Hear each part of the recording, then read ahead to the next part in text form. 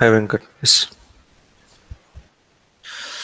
Okay, great. So just give me a couple of minutes. I'm just preparing something for you. So just give me a couple of minutes. Meanwhile, be ready with your use case explanations. Okay.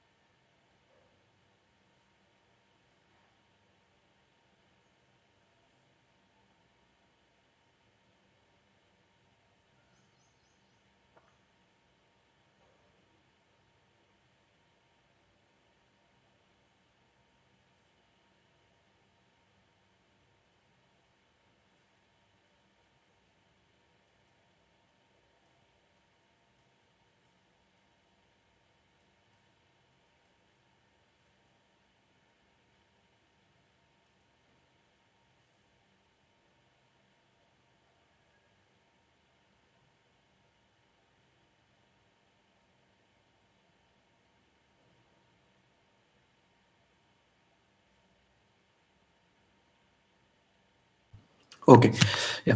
I'm sorry, guys. So let's start our today's session. So today, let's first see the use case resolutions. How actually you have solved the NIFA use case. So Sai, we'll start with you.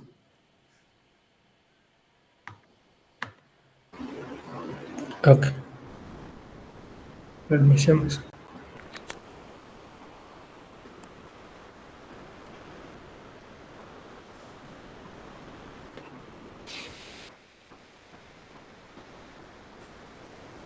Hope my screen is visible. Yes. Yeah. So I separately created the process groups for Okay. allowing for Okay. each table. Okay, Okay. I did it only for 3 tables. Okay. So I'll showcase what it is. So So I'm just making use of the four processors here. So Okay, this is okay. generate flow file. Okay. Mm, And the other one is executes SQL where yeah. which connects to the my local SQL server and get the table data. Okay, The okay, one which is coming here is in the form of Avro, so I just converted that into a CSV using this convert record processor. okay, okay, Once it is done, then I'm just pushing it to the GCS bucket. okay, okay. Great, So great. Yeah, yeah, good, good. Sai. I mean, it's working, right? yeah, it's working. So this is how Yeah, it will looks like yeah. once I push this data. So how you are getting this current date variable? I'm just making use of one of the function which was built in. Okay, Okay, so this is the one which I added okay, here so great, that great. onward. Yeah, great, Sai, great. Yeah, Yeah, good, good to see that. See, guys, so I haven't explained convert record process yesterday, but Sai has explored and put it into his pipelines. So this is some thing that I'm expecting from everybody. You have to go and explore things that are needed. So actually, I thought of explaining that today, but Sai has done it upfront. Yeah, thank you so much, Sai. Really appreciate your work. yeah. Yeah, Thanks. yeah. Okay, Anusha. I tried Pinky, but in the controller services, the state is still enabling, so I was checking the logs. Okay, so you're trying it from yesterday. Yeah. Yes, sir. Okay, okay, fine then. Fine. Okay, so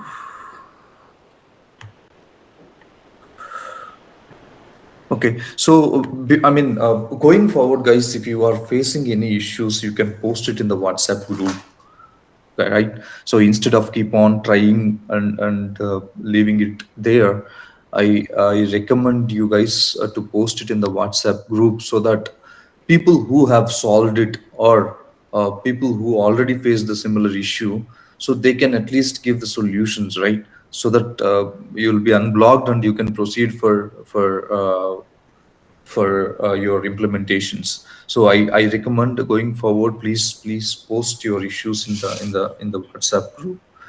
And I'm seeing, I just observed this trend. A few people I observed, when we give some task and when we are asking the next day, few people are skipping the sessions. So that's what the trend I observed. uh, okay, so fine. I'll just leave it to their maturity levels, but I observed this trend, and it's up to them how actually they will take these sessions. Fine. Ranganath, did you get a chance to work on it? The task I didn't complete it, Venki. Okay, Just an i5 installation. First session after completing that one, I tried. I got an error. Yesterday, I reinstalled it again by seeing the first session video. okay, Actually, it was late yesterday from office. That's why I was not able to complete. I will do. okay, okay, fine, no problem. Sai Teja.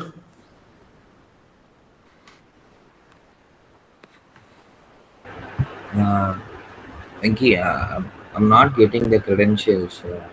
I've been trying. Let's see.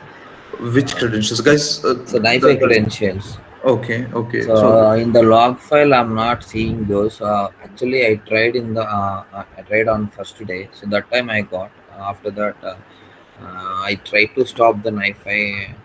Uh, try to rerun it. That mhm. didn't happen. Okay, okay, fine, no problem. Guys, please practice. So people whoever are struggling with issues, so please try to solve them. I mean, if you can post in the group, I can help, or somebody who already faced those issues, they can help. Okay, so please try to complete your practice, and a few people who are facing issues with the installation of NiFi. So mostly you will be facing issues because you don't have Java installed in your laptops. So you have to install Java and set up your Java home first. Then only it will get installed. Okay, so that is one suggestion from my end. So if you are still facing any issues, you can post it in the WhatsApp group so that anybody can help you, right? So don't stay idle. Don't don't stop your practice. Okay, this is the only suggestion from my side. Yeah. Let's proceed for our today's session. So today's session is very important session, guys. So let's focus on our today's session. So anybody have any questions till now after you practiced Pablu or Sai or Sai Teja or Rangnath? Any questions or queries when you're doing things? You got any questions or queries that are needs to be addressed? Or are we good with all the content that we have discussed till now?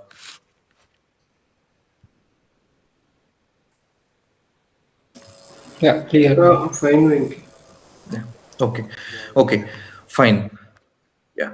So today, well, let's focus on discussing the file formats today. The agenda for our today's session, file formats. So initially, we need to understand what is a file format, right? So what is a file format? So the data storage, whatever the data that we are actually, somebody joined. No. Okay. So the data storage is something that is very important in big data engineering or data engineering for that matter, right? So when we have very large amounts of data, when we have very different types of data, so it is very important to maintain data in proper file formats. Okay, so till now we are very much familiar with CSV data. .csv format we know, meaning comma separated value. So this is one particular file format that we know, and we know JSON format, right? And we know TSV format. TSV means tab separated value, so tab separated file format, right? Similarly, we know text format, which is actually delimited by new line character, right? And we know log files, which is also delimited by the new line character, right? So these are all the formats that we already know. These are all the formats that we already know. So let us understand what are all these formats, right? So how they will store the data internally. So here, if you see, CSV is one file format we know, and then TSV, JSON,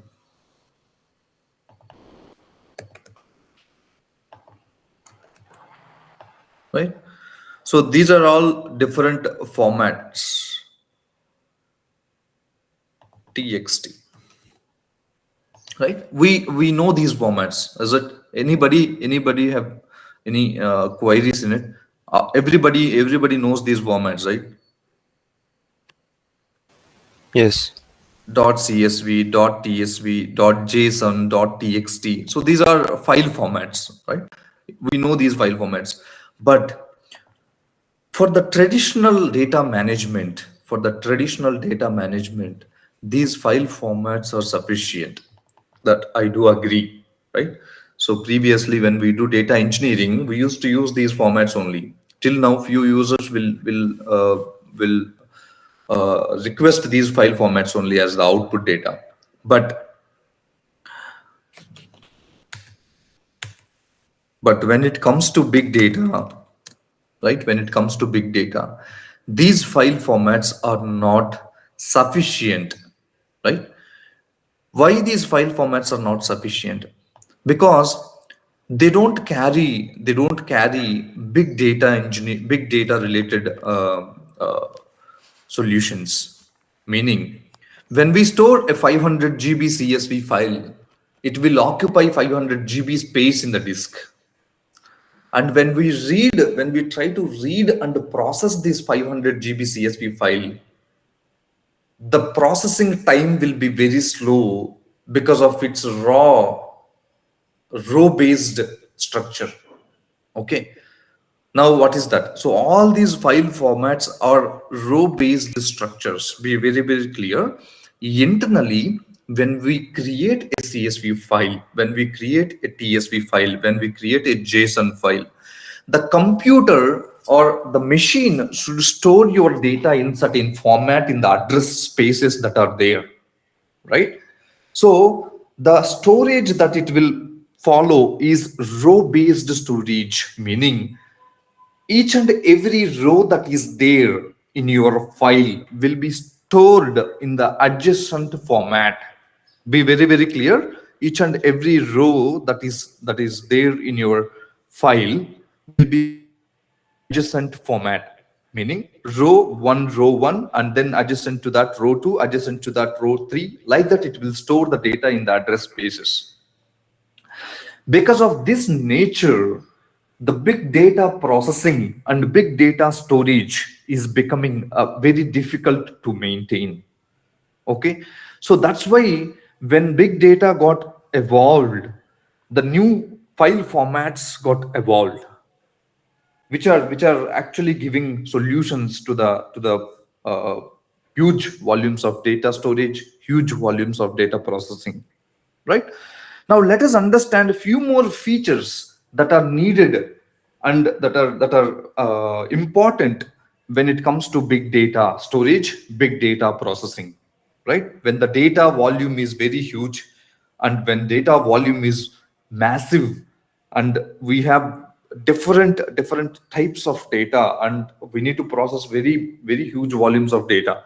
In that scenarios, what are all the things that are important with respect to file format? See here, this is very important, guys. First and foremost thing is columnar comparison. So this is very important. Row based file formats, columnar based file formats. We have two segregations here, right? So row based file formats are TSV, CSV, text, JSON, and Avro. Okay, and columnar based file formats are Parquet and ORC. So what is row based and what is columnar based? See here, you have a sample data: customer name, product ID, sale amount, transaction date.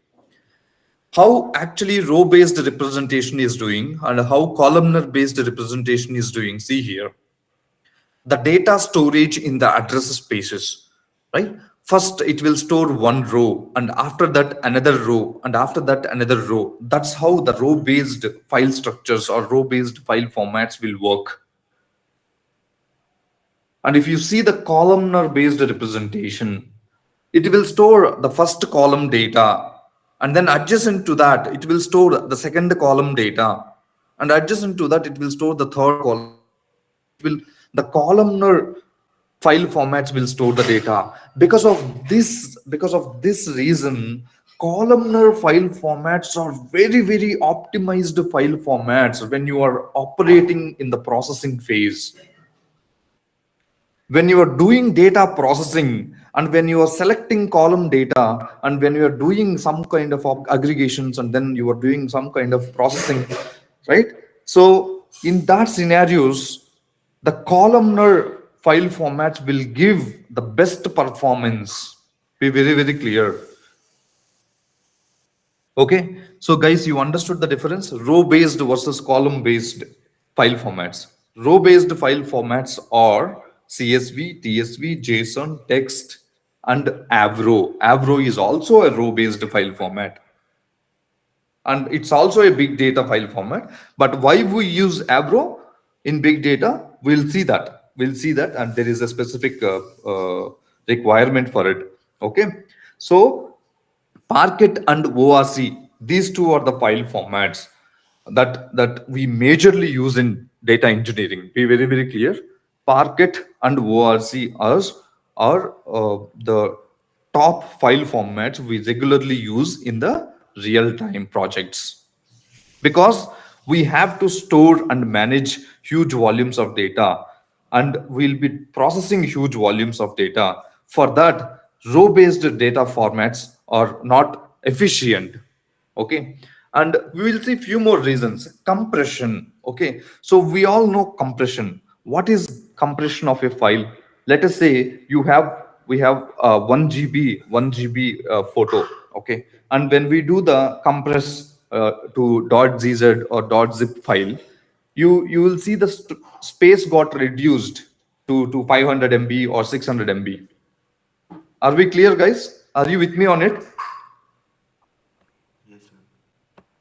The file size, or in the emails, if you see, if you want to send some data, and if it is exceeding the limit, what we do, we compress them into zip files, so that we know the file size will be reduced but the content will be same, right? So the compression is also very much important for a file when it is getting stored. If you store a 500 GB CSV file into the disk, it will occupy 500 GB. But if you store a Parquet file or a CSV file or a ORC file, convert the same CSV file to Parquet and then stored, it will occupy nearly 100 to 150 GB. That's it. It will give you 70% compression rate. Columnar formats will give you 70 to 75%. Some columnar formats will give you 100% compression rates. Okay, so the storage is also very important. Okay, so how actually we are the storage is getting occupied when it comes to file. Okay, so if the file format is supporting the actual storage space, then what is the use? It will occupy very huge volumes of, it will occupy very huge space in the disk, right? So that's why by default, this columnar file formats will give you the compression functionality also. When you are writing a Parquet file, it will compress the data and it will store. When you're writing a Avro file, it will compress the data, it will store. And similarly, for ORC as well. ORC meaning optimized row columnar file format. Avro, Parquet, and ORC. These three are the big data file formats. Okay. Now schema evolution. So this is also one functionality that is needed in real time implementations, wherein your file format should be supported dynamic schema nature. Meaning, let us take an example. Yesterday I have got 100 columns into my file, and today I have got 110 columns, right? And your file format should support that schema evolution. Supporting that schema evolution. Your Avro file format will give you 100% schema evolution. Be very, very clear. Your Avro file format will give you 100% schema evolution, meaning it will store data and schema separately, so that if you go and add that remaining columns in that schema file, it will give you the dynamic schema nature. That's it. So similarly, Parquet and ORC, they also will support the schema evolution up to some extent, but not fully like Avro. Okay, so that is why people will use Avro file format in big data engineering projects. Okay, that is the only reason. So compared to Parquet and ORC, Avro is a row based structure, and it is very slow in read and write and then processing states. But when it comes to schema evolution, it will be very fast, and it supports 100% schema evolution in uh, data engineering projects. So that's the reason we majority of the times when you see Avro in your projects, that means they need schema evolution. Okay, and if your project concentration is only storage and processing of huge volumes of data, then they can go for ORC or Parquet. Okay, and then splittability. So we know the entire data engineering got matured when it started with Hadoop. So Hadoop follows a distributed way of data storage and distributed way of data processing, right?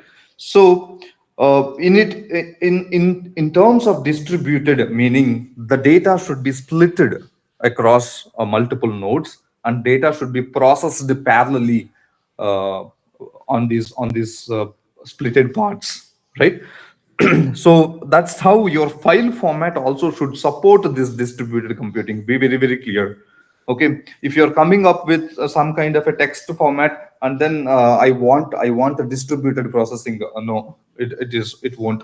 So your file also should be splittable. That means it should be splittable on the fly in terms of chunks, so that your distributed processing can work on each chunk. Okay, so these are all the utilities that are needed to support big data engineering. Okay, so these utilities are not available in our traditional file formats. Okay, the compression, the columnar storage, schema evolution, splittability. So these are all the flexibilities that we are getting in our advanced file formats like Avro, Parquet, and ORC. Okay, so because of accommodating these features, why we need to accommodate these features? These features will help us in handling big data. Okay, these features will help us in handling big data in terms of storing or in terms of processing as well. Okay, so that is why file formats are very, very important. Okay, so now before these formats, even Oracle or any kind of a database, you name it, they still store data in terms of row based structures only. Okay, so once the big data got evolved, then these columnar file formats came into the picture. Okay, so if you are processing even in Spark, if you are processing 500 GB of CSV file, and if you are processing 500 GB of Parquet file, you see the difference. You can clearly sense the difference, because Parquet file processing or read speed is more compared to your CSV. Okay, so that is why majority of the times our data lake systems will be holding the data in the format of Parquet or ORC or Avro. Be very, very clear. In the raw zone itself, the data will be stored in the form of Parquet or ORC or Avro. Okay, so you extracted data from multiple different sources. In the ingestion process, what we do, we write the data into Parquet, ORC or Avro formats, so that the next processing job will pick these data sets, and then the processing job will run more faster, right? And then we will load it into a central data warehouse system for downstream to take it, right? So that's how it works, guys. Any questions in here?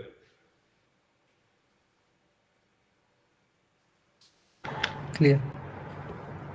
Okay. Now let us see the quick comparison. See the key differences between Avro, Parquet, and ORC.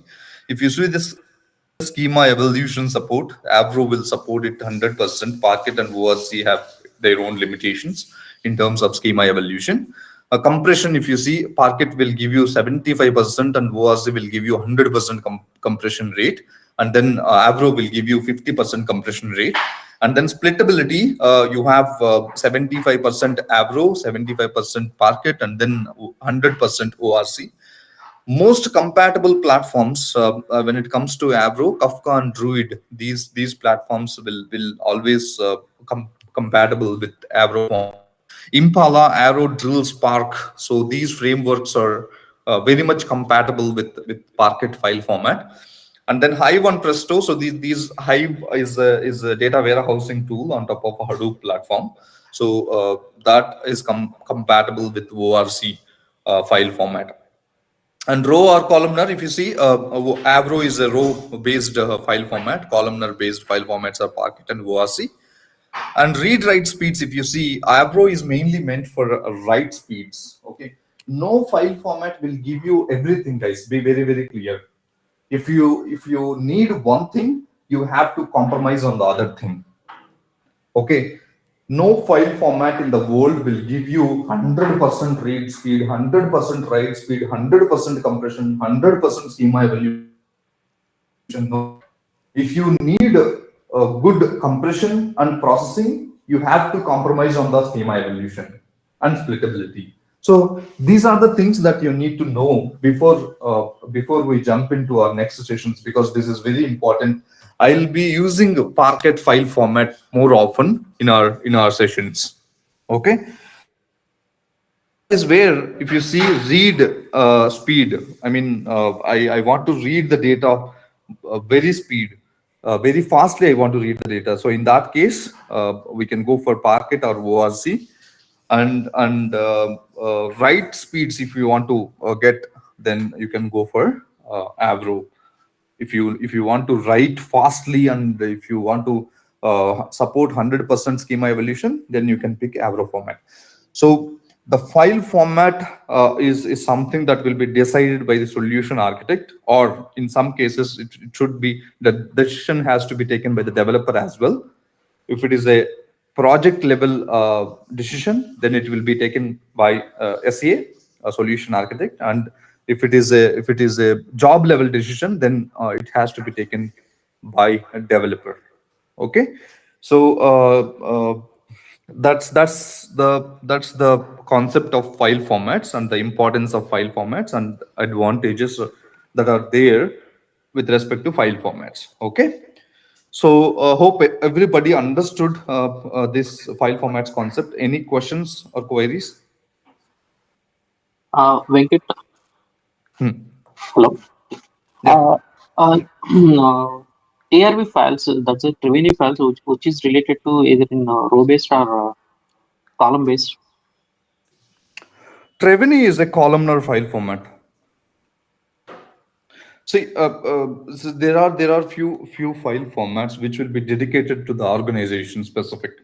Okay, for example, Treveny is a file format which is dedicated for a specific organization. It is not a open sourced file format. Okay, so now this file format is also a columnar file format, but this has designed uh, to store different data structures into it. So now the Parquet and ORC will support the nested structures up to some extent, but the Treveny is a format that supports all the nested structures and different types of nested natures in specific to that organization data. Okay, so we don't use Treveny file format outside of that organization. Be very, very clear. And these file formats are generic, and Treveny is the organization specific file format. Okay, Yes, fine. yes, clear. So yeah, so these are the file formats, guys. So any questions, any other questions?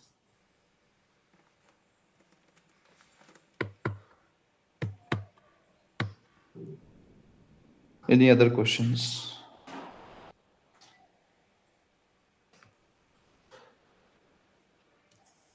Okay, fine. So let's move on to the practical sessions.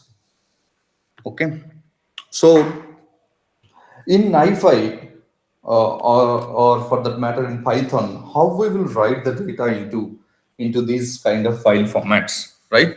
So how we will write the data into these types of file formats. So let us quickly see how we can write data, right? So let me log into my NiFi.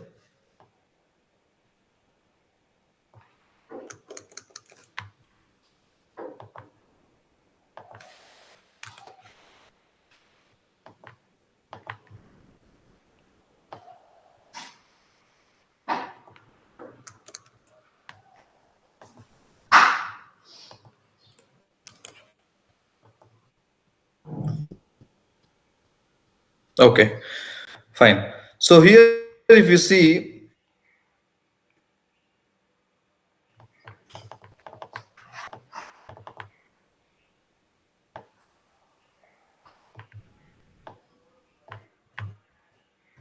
okay.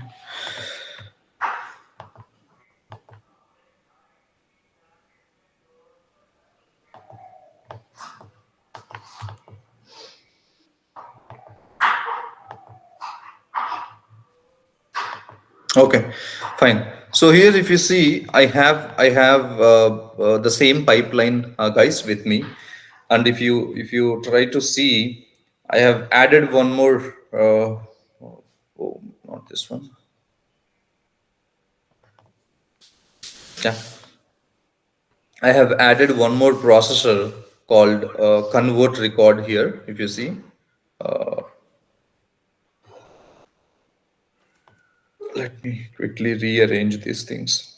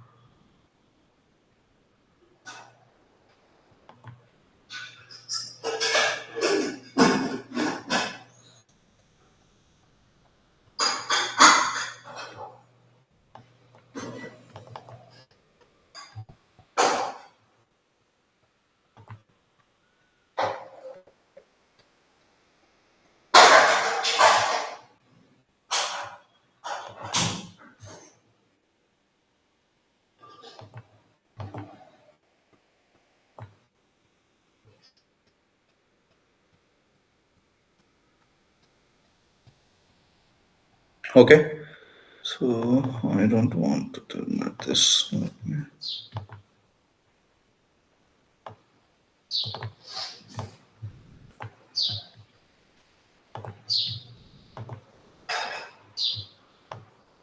Okay.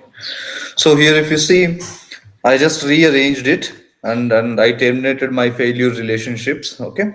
So here, if you see, I have for SQL Server for execute SQL only, I went with a retry. So on failure, upon a failure, it will try to retry the same execution. Okay. So then, okay, let me start here. So how we are actually converting our data from Avro to CSV.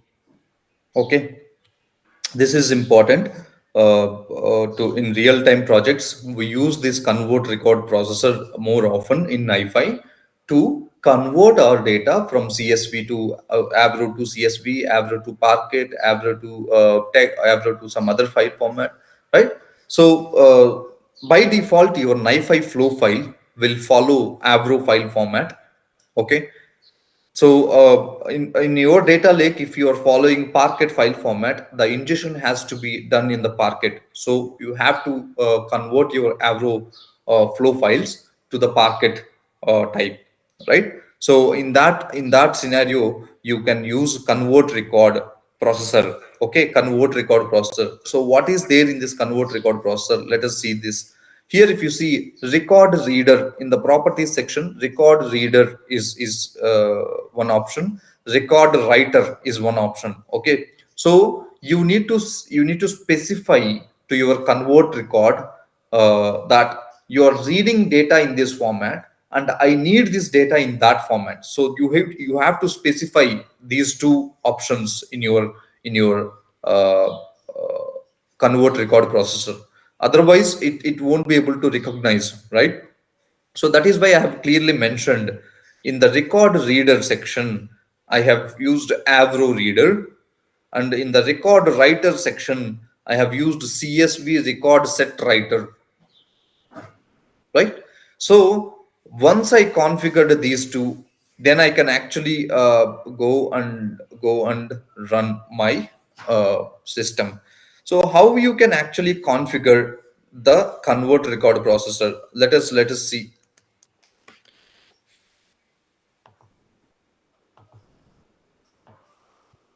Okay, so this Avro reader and CSV writer will be added as a controller services in your NiFi pipeline.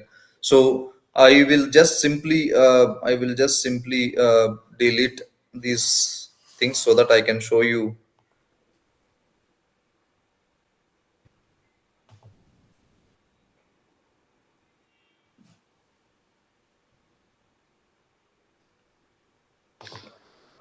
Okay, I'm just simply removing these controller services. Okay, I just removed them. So now if you open this convert record, so here if you see record, by default it will come like this: record reader no value set, record writer no value set. So when you open it, click drop down, create new service, just click on create new service. By default you will get Avro reader, just create it, that's it. Okay, if you want to configure it, click on this arrow mark here, you will get it, and then you can go and configure that. Use embedded Avro schema, cache size, so these things you can configure. Okay, then similarly if you go to a record set writer, you just drop down, create new service. Okay, and then here you just select your compatible writer from your drop down. Here if you see, I have Parquet record set writer, XML record set writer, and then CSV record set writer, right? So you can select anything, so I'm just selecting Parquet.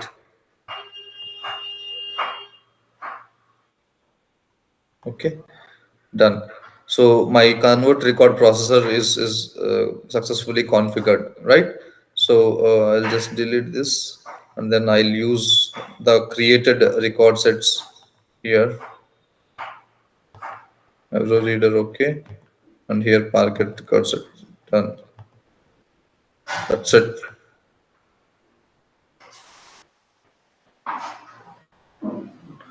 Okay, so we need to enable those things once we created. So we need to enable these things. So let's quickly enable them.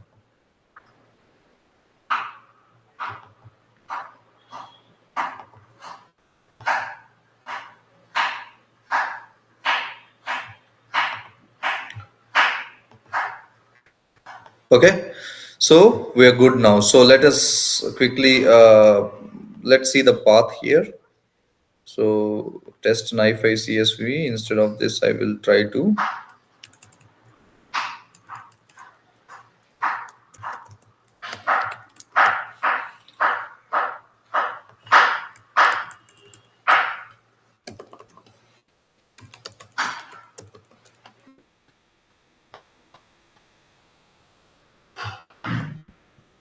Okay, so fine. Let's start our pipeline.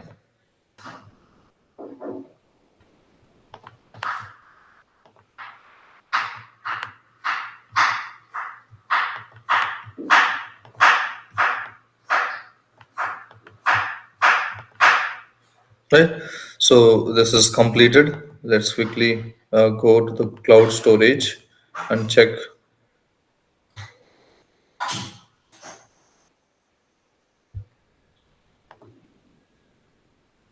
See, we have the directory and we have the Parquet file, right?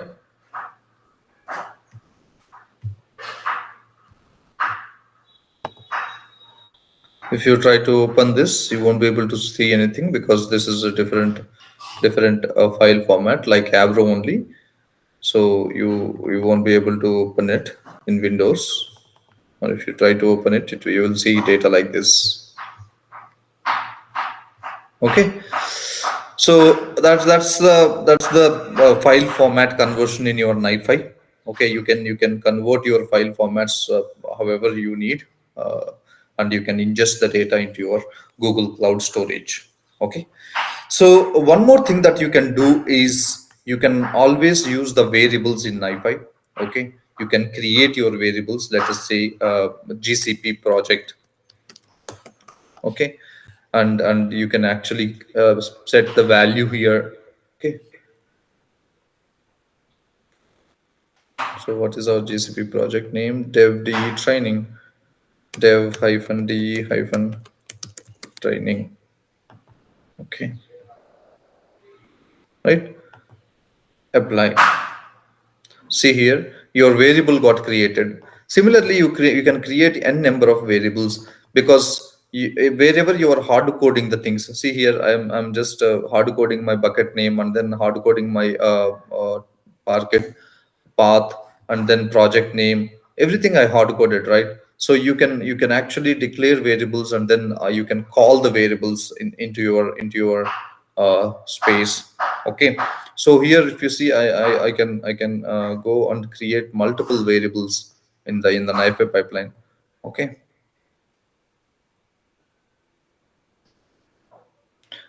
And then your variables are strictly restricted to your process group. Be very clear. Your process group or scope is important when you're declaring variables. I'll explain it now. Let's understand that. So here, if you see, I have created a variable GCP project, and its value is dev DE training. Okay.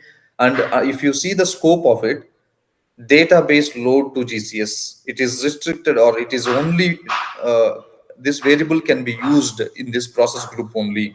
If you come out of this process group, you cannot use this variable. So here you cannot use the variable. Okay, here you cannot use the variable. Let's try to create a variable here. Test one, val1, apply, close.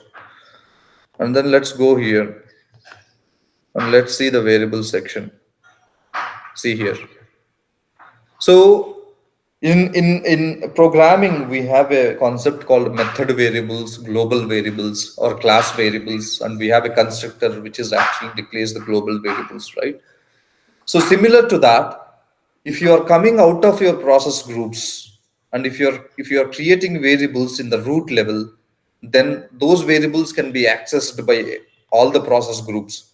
But if you create variables inside the process groups, those variables are restricted to your process groups only. You cannot use them in the global level. Okay. So this difference also you need to understand. Any questions or queries, guys?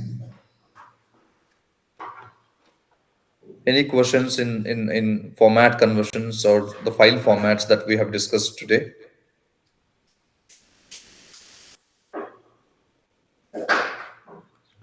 Clear. Okay. So that's all I have for today, guys. Starting from tomorrow, we'll be jumping into the BigQuery. Before going to BigQuery, tomorrow we will discuss the loading strategies, data loading strategies. So tomorrow's session will be completely into data loading strategies. How we load the data and what type of strategies that we have in terms of data loading. So that is the concept for tomorrow, and then we will completely jump into the BigQuery, and we will understand what is BigQuery and its architecture, and how to load the data to BigQuery, how we can write stored procedures in BigQuery, how we will do partitioning in BigQuery, how we will do clustering in BigQuery. So all these things we will try to learn in the BigQuery sessions. Okay. So starting from tomorrow, we'll be jumping into the actual big data warehousing technology called BigQuery. Okay. So I request everybody's attention from tomorrow. We'll be discussing very important concepts. After BigQuery, we'll be jumping into the data proc. These two services are the core services for entire GCP training. Be very clear. Okay. So I request everybody to join the sessions and then solve all the practice problems that we are gonna give. Okay, fine.